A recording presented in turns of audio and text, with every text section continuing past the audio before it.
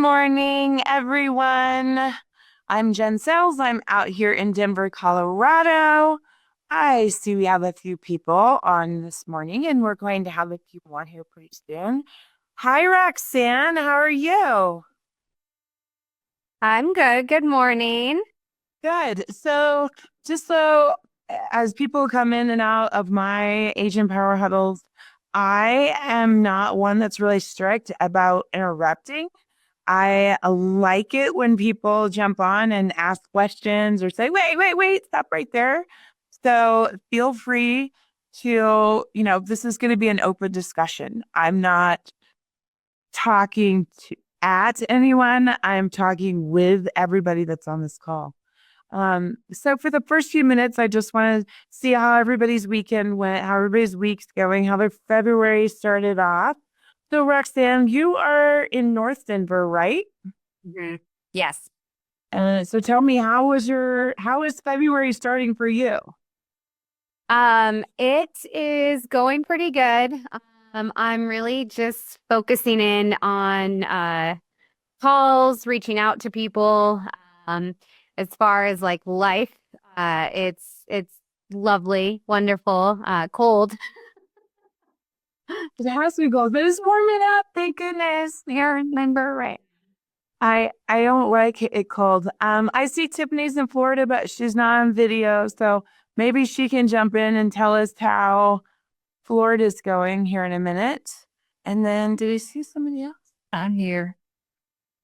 Tiffany, tell us what's going on in Florida. How's your February starting off? It's trying to pick up a little bit. Finally warming up, but it's been a slow season for us. So we're hoping everything will pick up a little bit more. But yeah, it's warming up and trying to do a little bit of work and pack for a cruise. We're leaving tomorrow or Friday. Oh, can you hush? You already live in Florida. We don't want to hear about that. Do you know that we had an Arctic cold here in Denver the weekend before last? And I was literally sitting I was putting my shoes on, and the guy I date came over, came through the garage, and we were standing there. And I think the pressure or the difference between the cold outside and the warmth inside, we were standing there. I heard this really loud pop, and I look up and my skylight shattered. And I was like, why do we live somewhere that is this cold? So, anyways, so I had a few people that were going to jump on. Maybe they'll jump on, maybe they're not. But one of the things that I participated in was Krista Mashore had a book, and it was called Top Producer Secrets. It asked me to write a chapter, and so I did. Yeah. And I get calls all the time about the topic that I talked about, and basically the reality of real estate. Roxanne was one of those calls. And if anybody else jumps on, I'm going to pull them in as well. Roxanne, what was it about that chapter that caused you to reach out to me? Sorry to put you on the spot. No. I mean, it was just kind of the bluntness of it and the like, hey, this is how it is. This is what you have to do. Real estate is hard. You're gonna get your ass kicked doing it. And um if you follow these steps, follow the program, what she has told you to do, then you can be a rock star at it. And it was just, I don't know. I mean, you eloquently wrote it. It was one of the better chapters that were written, and you were just like to the point. Yeah. So unfortunately, with now that I'm 50, um, I just have no, I don't know, filter anymore. I feel like people really need to hear the truth, right? I'm not the agent that you want to call for a rah-rah session. Yes, I support everyone. I love it. I love helping everyone. But I also like to talk about the reality. Um, I kind of tease, but when people tell me they're getting their real estate license, I always laugh and say, why? You know, what are you thinking, right? If you've been watching HGTV or Selling Sunset, because that's not the way it is, right? It is such a grueling career. I used to tease that. I used to have a saying up on our office board that said, real estate is the easiest hard job there ever was, and it's the hardest easy job there ever was. And there's no, like, I don't even know how to put it in words other than that, right? It is grueling. And if you think you're going to get into this career and then everybody's just going to call you to buy and sell their home, you are sadly mistaken, right? Nobody's going to call unless you make that happen, right? So, one of the things that I talked about the most in that chapter was, it sort of alluded to the noise, right? So if you're on this call right now, and maybe you're not on the video, maybe you're in chat, I don't care. If you're on this call and you have been, watching a coach or having a coach sell something to you, I'm not talking about my favorite coach. I'm talking about just all of them, right? You've got Tom Ferry, you've got, I can name a Buffini. You've got, a million of them coming at you in your feed every single day. And sometimes they catch your attention and sometimes they don't, right? And then you'll jump on those calls and they're like, you need to start farming, or you need to do video, or you need to be a TikTok queen, or you need to be a YouTube person, and like they'll sell you on it, right? And that's cool. And there's a lot of valid points to those. But what happens is what? Does anybody want to jump in? I mean, okay, I'm gonna tell you what happens because nobody's jumping in. By the way, if you missed the very beginning, I love it when people jump in and just interact because I don't like to talk at people. I like to have an actual conversation. So if you have anything to say or an opinion, please jump in and let's talk about it. So what happens though is that we start this business and we think that we're going to make bajillion dollars. We're going to sell like 50 homes a year because we're that good. And then we can't figure out what happens. So you start seeking out coaches or the coaches seek out you and you start throwing money at all of them. But we don't have the basics in place. Right? So let's say that you learn how to do video out, or you learn how to do a landing page, or it doesn't matter, right? You start to farm. Okay, well, when those leads come in, what are you going to do with them? Right? Do you have an email campaign? Is it automated? Do you have them connected to Messenger somehow to be getting constant, updates from you? Do you have a schedule where you're sending out, a home value, and then like a week later you're sending a text, hey, I saw you got, your home value. What did you think about it? Did you think I was wrong or did you think I was right? If you don't have the basics in place, you can learn everything and it won't do you any good. You know what I mean? So I think that's this, whatever, the thing that I'm going to die on, right? Is you have to have your systems in place. Anybody want to jump in? I'll jump in since no one else is, but hi, Jenn. Hi.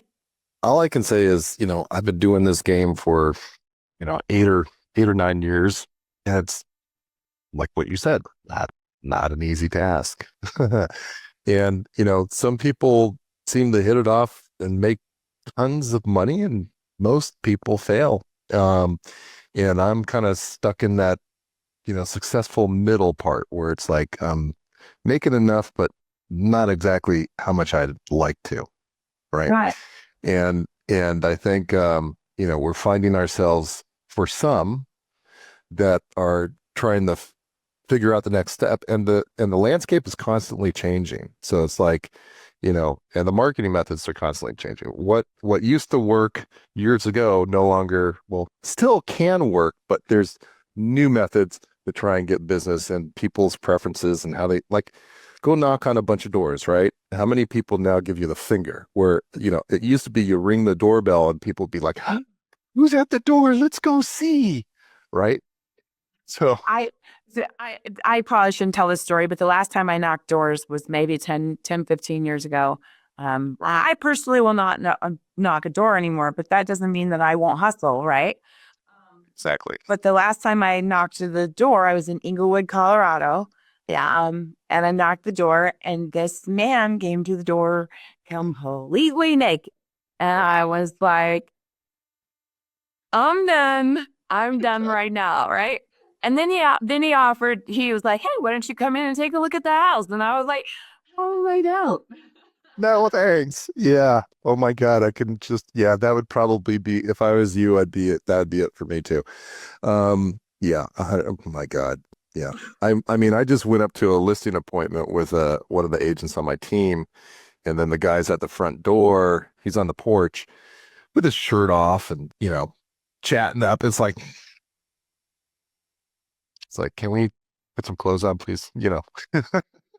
But you know, Herb, you make a great point, because I did take your coaching, very successful coaching course from someone here at EXP. Absolutely love her.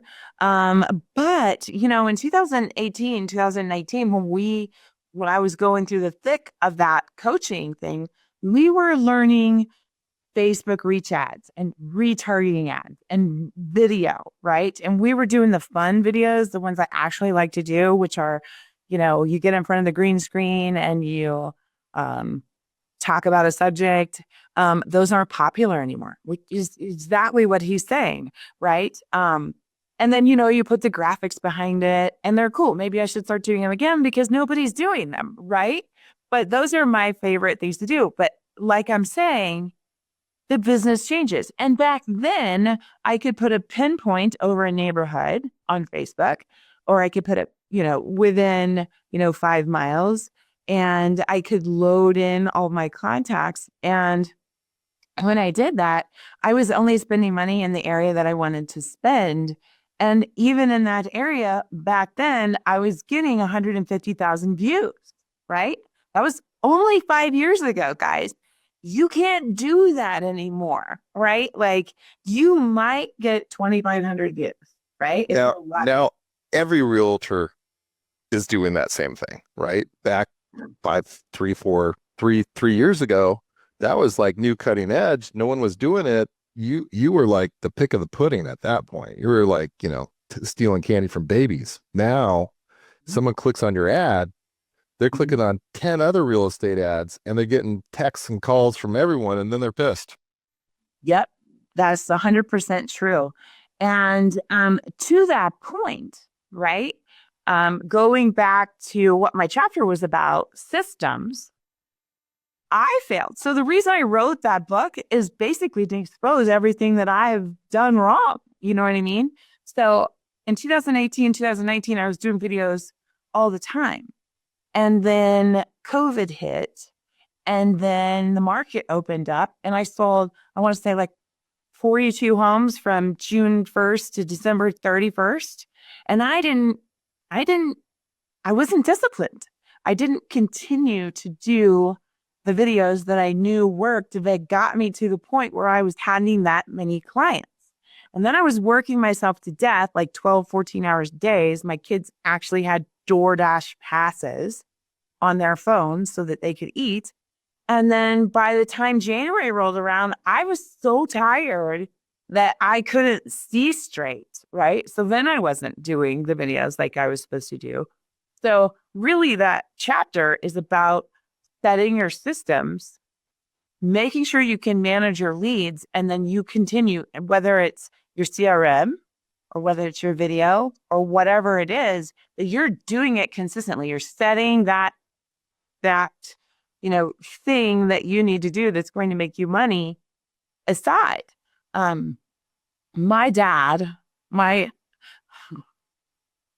my stepdad, his name was, I grew up in Atlanta, Oklahoma and Atlanta, and my dad's name was Bill Clinton. Anyways, I don't know why I told you that on this one, but it's funny because I'm going to call him Bill when everybody's going to say something. But anyways, so that was his name. And they owned a real estate company when I was really young. And then we moved to Atlanta, yada, yada, yada. When I started real estate, the one thing that he said to me was, it doesn't matter what you do. Doesn't matter what you do. Do something and real estate will come to you, right? So 100% agree with that, by the way. it's so true. It's like the universe is rewarding you for the actions that you put out into the universe, right? So if you're door knocking, you might just get a random call from your client's mother because the mother's moving here and wants to buy, right? If you send out, 100 CMAs, you may not get a call up at CMA, but you might get a call, a random message through, Facebook Messenger or, I don't know. They just come out of the woodwork as long as you're actually putting effort into it. So you wanted to talk about that for a minute, but definitely when it comes to my chapter, it was mostly about making sure that if you're going to engage in coaching and if you're going to engage in all the cool, neat stuff that's out there, that's there for you to utilize, you'd better have something in place, right? To capture that lead, to start them on a system. So, Herb, if you got a cold lead for a buyer today, and you picked up the phone and you called and they didn't answer, I'm just going to show you guys that there's all kinds of systems. Tell me your team's strategy. Well, they're automatically on a drip, so they're going to be getting emails with videos in it with us. We're going to be following up on the phone until we at least make 10 phone calls to them. Those are going to be spread over the next 7 days. If they still don't respond, they're also going to be getting, the drip campaign also includes text messages and that kind of stuff. So listen, if they're not responding by then, then they're not going to be responding for a while, but they'll go into, into a phase where we're following up with them on a regular basis, trying to hit them when they're least expecting it. And so they're still in the lead category, but like the kind of like non-responsive lead category. Mm-hmm. So I don't know. Maybe you got some better ideas. No, I think all of those are great. What I like to do though is, And they're on retargeting too. So yes. oh, that's good. See, he's next leveled it, right? So he got all of his basics in place and he's gotten it to the point where he can actually throw them into a Facebook retargeting campaign, which is amazing. And I'm telling you that probably only 2% of the agents in the United States or less even know how to do that, right? So way to go, right?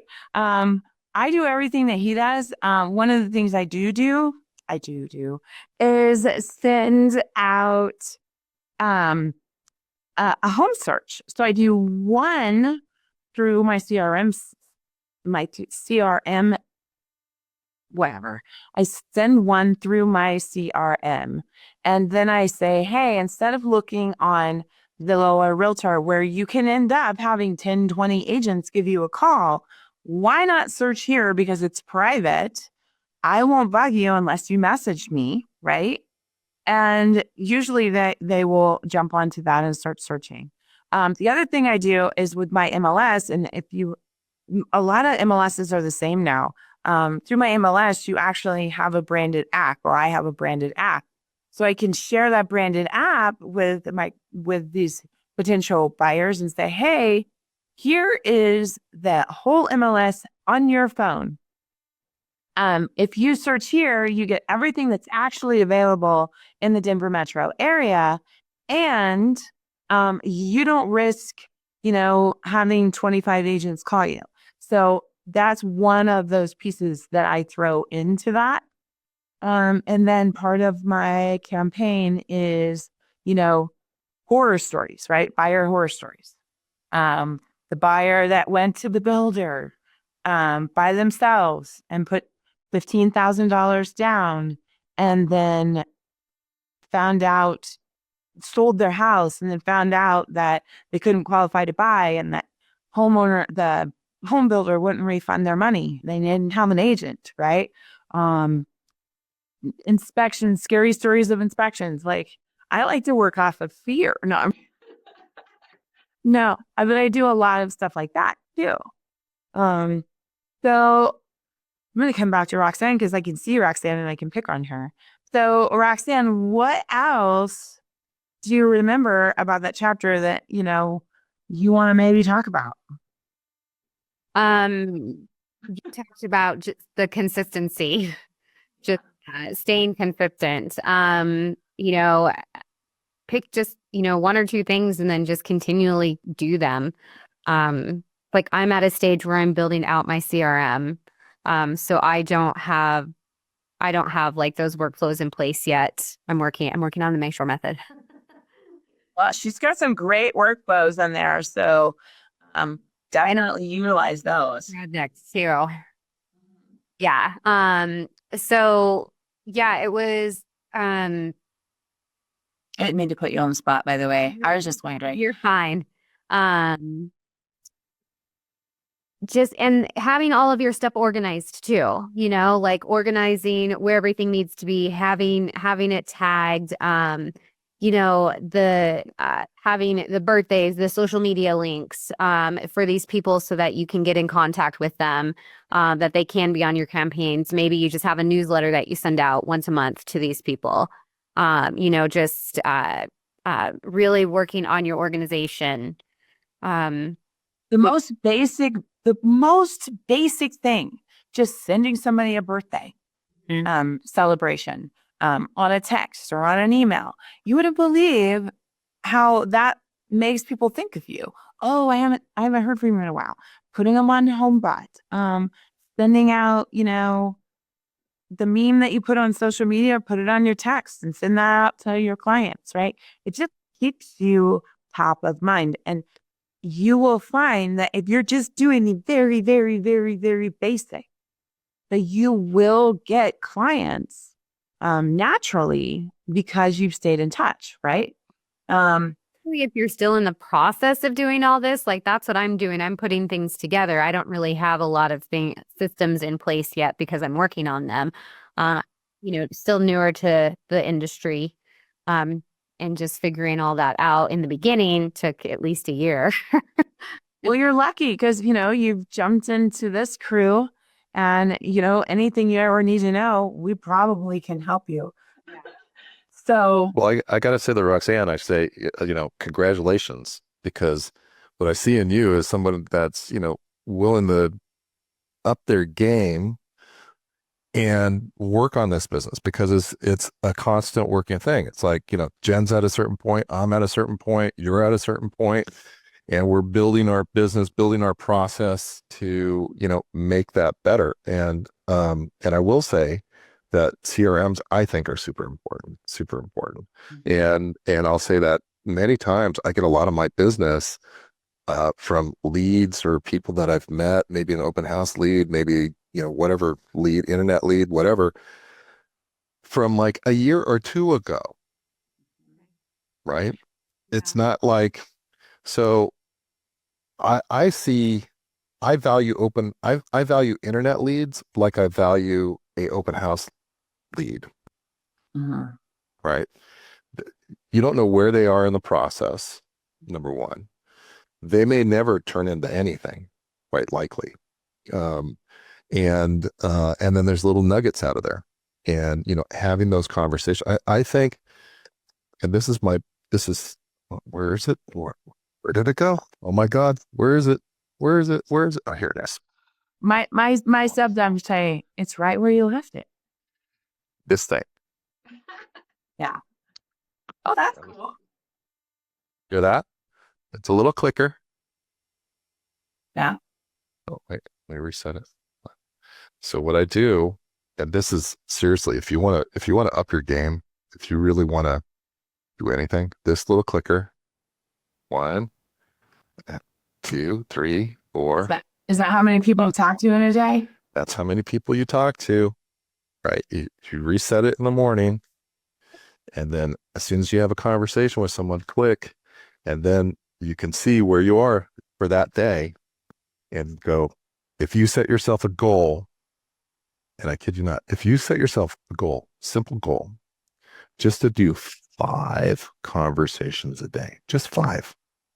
Now you can up that, right? But if you're just starting out, commit the 5 conversations a day, you will do phenomenal. Would you agree, Jen? Yeah. Yeah. We actually had a conversion 2 years ago where I actually tracked every call through the CRM for all of my agents at the time and myself.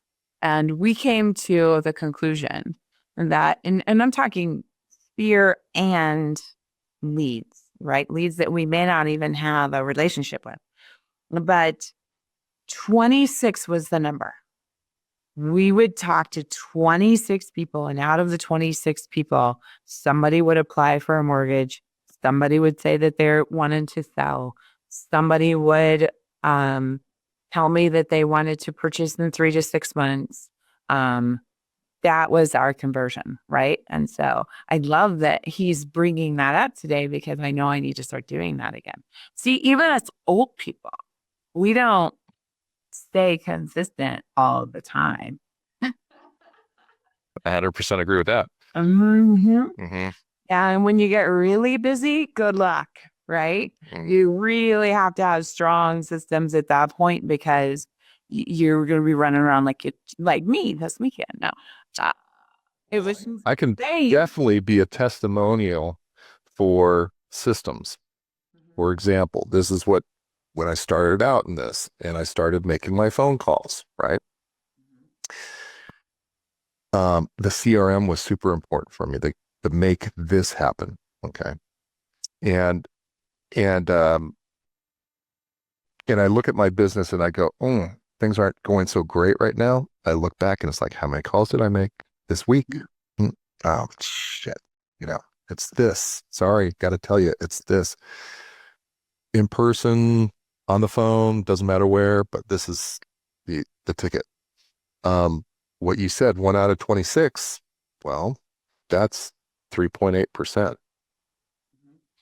That's typical, depends on your area, but that's a pretty typical number of people, homeowners that will move a year. Right.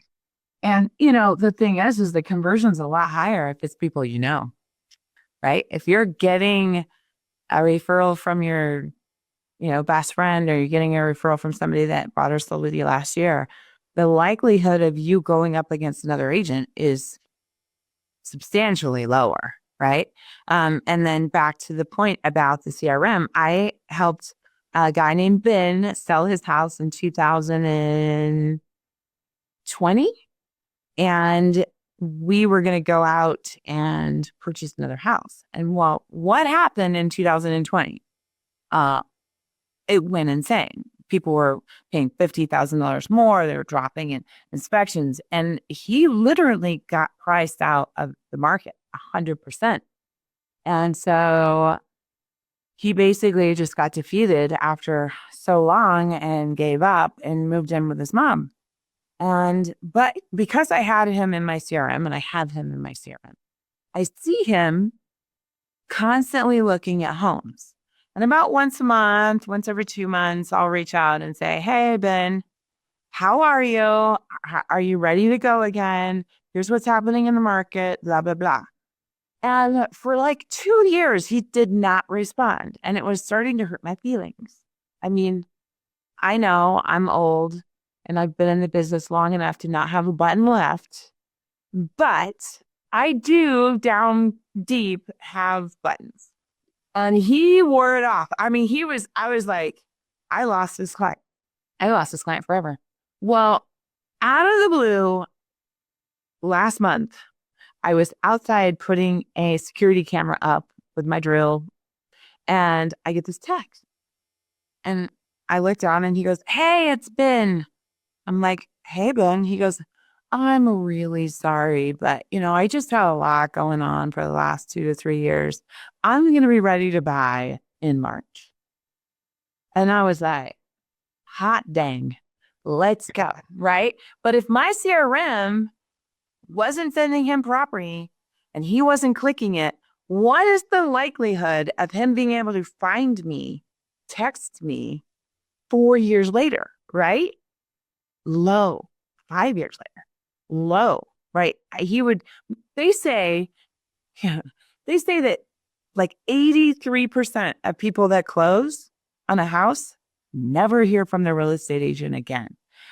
So this is kind of dirty, but I usually wait about 2 to 3 months if it wasn't like if I had a seller, right, and somebody else brought the buyer, I'll wait 2 to 3 months and then I will set them up on HomeBot because I don't think that the other agent is going to, right? And if they do, they can always unsubscribe from me, right?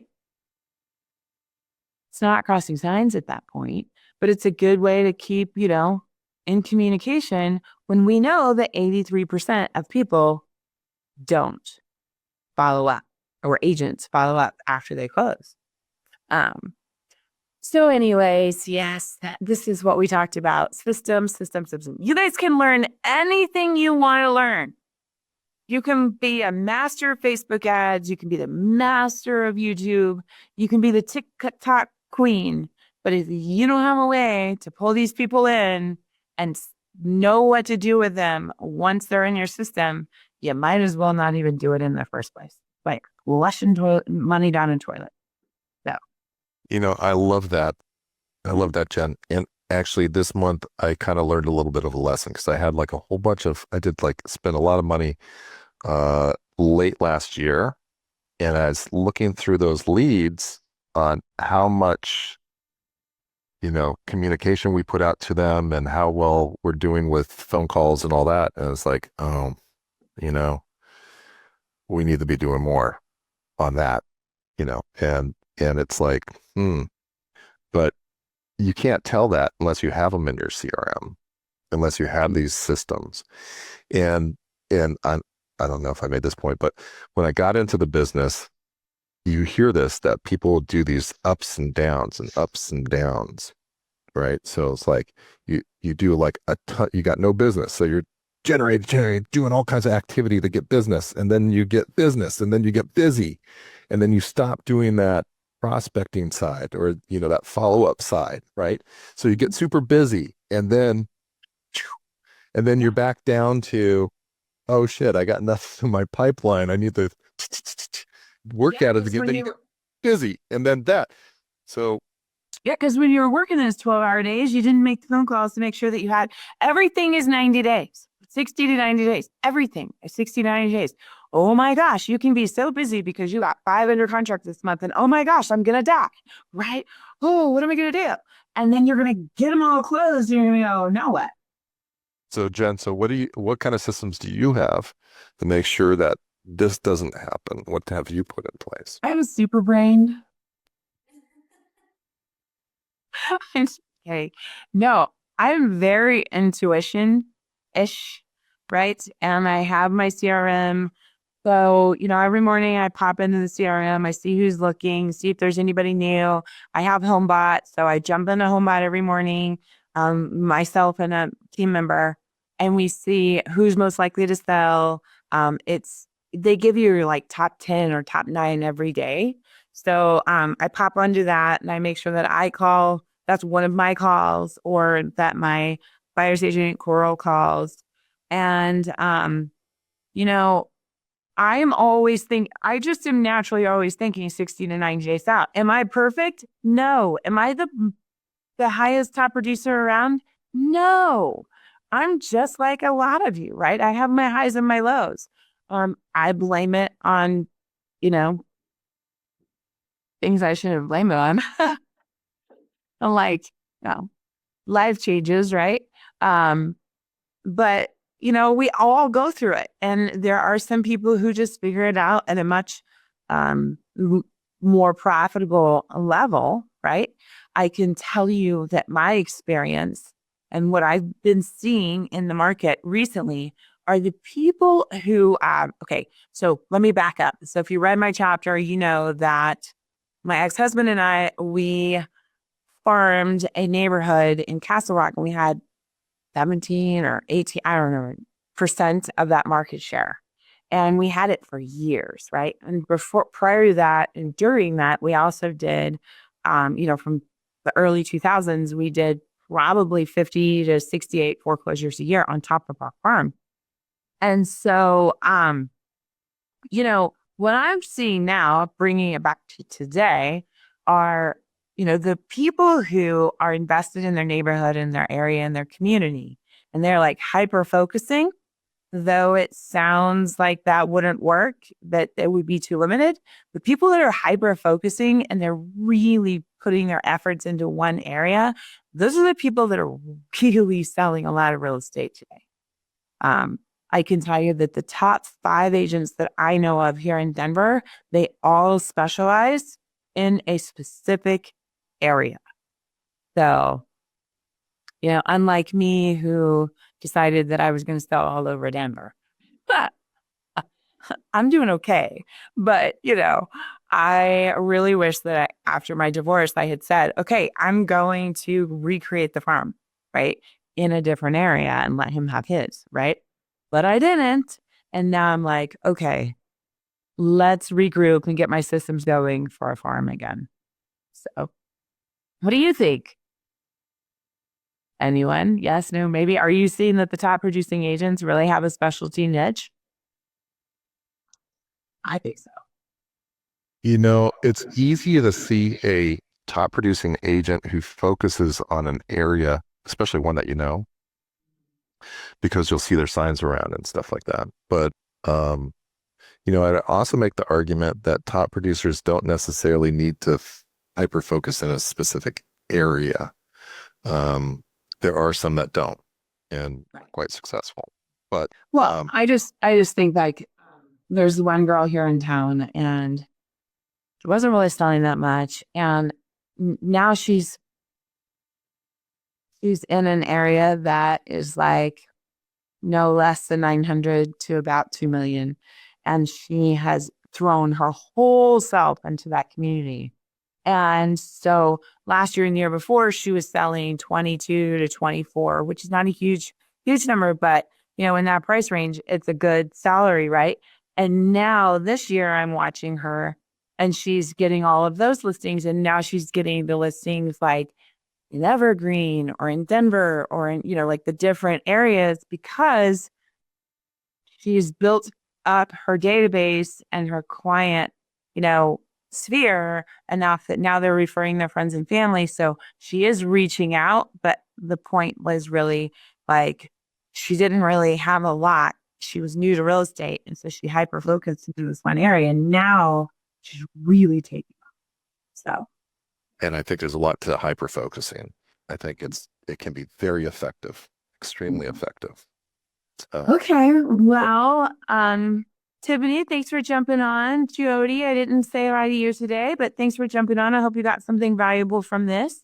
And Roxanne, so excited to see you today and meet you over Zoom. And thanks for all the input from her. I appreciate it more than you know. And I will see you guys soon. I don't know when I'm scheduled again, but hopefully I'll have a riveting topic. And if there's anything anybody ever wants to talk about or any questions that you ever have that maybe I should address in a, agent forum, I am more than happy to create a mastermind about it. So just text me, email me, and let's go. All right. Well, you guys have a great day. Thank you. If you'd like more information or to get connected to the Agent Power Huddle, join our free Facebook group. This call was designed for the agents in our EXP organization, but open to any agent from any brokerage. If you're a guest and you're interested in learning more about EXP or our specific resources within the Agent Collective, reach out to the person who invited you to this call to get more info. Produced by the Agent Collective Media Network.